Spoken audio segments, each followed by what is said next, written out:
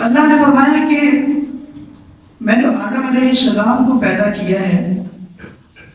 اس کی پیدائش کے بعد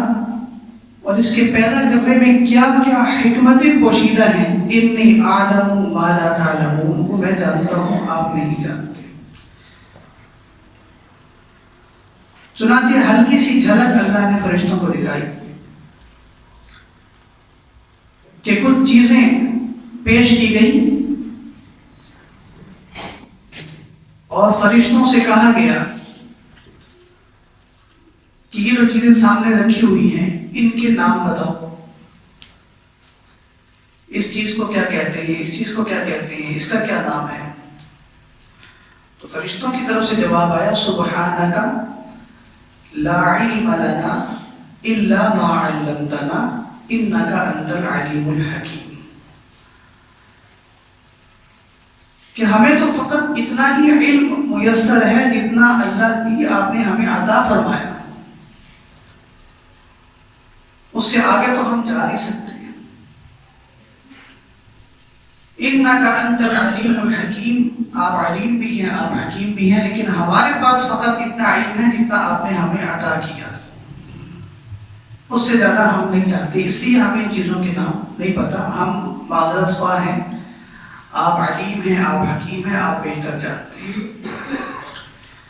تو فرشتوں کے اس جواب کے بعد اللہ رب العزت نے حضرت آدم علیہ السلام کو فرمایا انبئہم باسمائہم، کہ اب آدم علیہ السلام کی باری ہے کہ وہ بتائیں گے کہ ان چیزوں کے نام کیا ہیں۔ قرآن مجید کہتا ہے کہ آدم علیہ السلام نے ان تمام چیزوں کے نام فر بیان کر دیے۔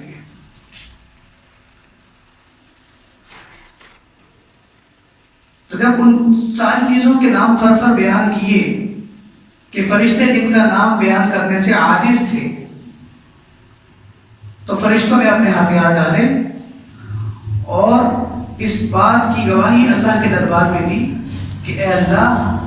آپ جو بھی کام کرتے ہیں آپ بہتر جانتے ہیں، اور اس کام کے اندر کیا کیا حکمتیں پوشیدہ ہیں اس کا علم بھی آپ کے پاس ہے، سبحانک، آپ پاک ہیں، ہمیں معاف فرما دیجیے۔ تو پھر اللہ تعالیٰ نے فرمایا اسجدوا لآدم، اگر تم اس بات کا اقرار کر چکے ہو کہ اللہ کوئی بیکار کام نہیں کرتا، اللہ کوئی بھی کام بے فائدہ نہیں کرتے، اللہ کے ہر کام میں حکمتیں پوشیدہ ہوتی ہیں، جس کا ظاہری منظر بھی تم نے دیکھ لیا، تو اب اللہ کی طرف سے یہ اعلان ہوا کہ اب میرے بنائے ہوئے اس انسان کو سجدہ کرو۔ پھر وہ مشہور ہم سنتے ہیں کہ فرشتوں نے سجدہ کیا اور فسجدوا الا ابلیس، ابلیس نے سجدہ نہ کیا۔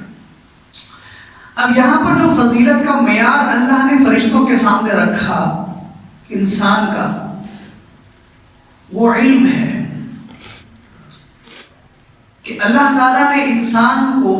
اشرف المخلوقات جو بنایا ہے وہ علم کی بیس پر بنایا ہے، اس کی بنیاد علم ہے۔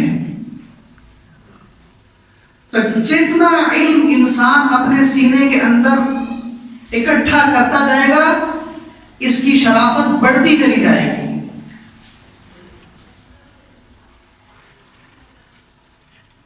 چنانچہ امام الانبیاء حضرت محمد مصطفیٰ صلی اللہ علیہ وسلم کو اللہ تبارک و تعالیٰ نے جب پہلی وحی سے نوازا، تو اس پہلی وحی کا بھی جو لفظ تھا وہ تھا اقرا، علم سیکھیں، پڑھیں، بسم ربک الذی خلق، اس رب کا نام لے کر جس نے ہم کو پیدا کیا ہے۔ تو شرف انسانیت بنیادی طور پر وہ انسان کے اندر علم کا ہونا ہے، اور علم کیا ہے؟ الحلال ما احل والحرام ما حرم، اللہ کے حلال کی معلومات کہ جس کو اللہ نے ہمارے لیے حلال کر دیا ہے، وہ معلومات ہمیں حاصل ہو جائیں، اور اللہ کے حرام کی معلومات، جن چیزوں کو اللہ نے حرام قرار دیا ہے ان کی معلومات ہمیں میسر آ جائیں۔ جس انسان کے پاس ان دو چیزوں کا علم آ گیا وہ عالم کہلاتا ہے۔ اپنے درجے میں ایسا ہر انسان عالم ہوگا، اپنی حیثیت میں ایسا ہر انسان عالم کہلائے گا۔ اور یہ جو علم ہے کہ انسان کو حلال کا پتہ ہو اور انسان کو حرام کا پتہ ہو، یہ علم ہر انسان پر اس کے دائرے میں رہتے ہوئے سیکھنا فرض ہے۔ باقی ایک تحقیقی علم ہوتا ہے،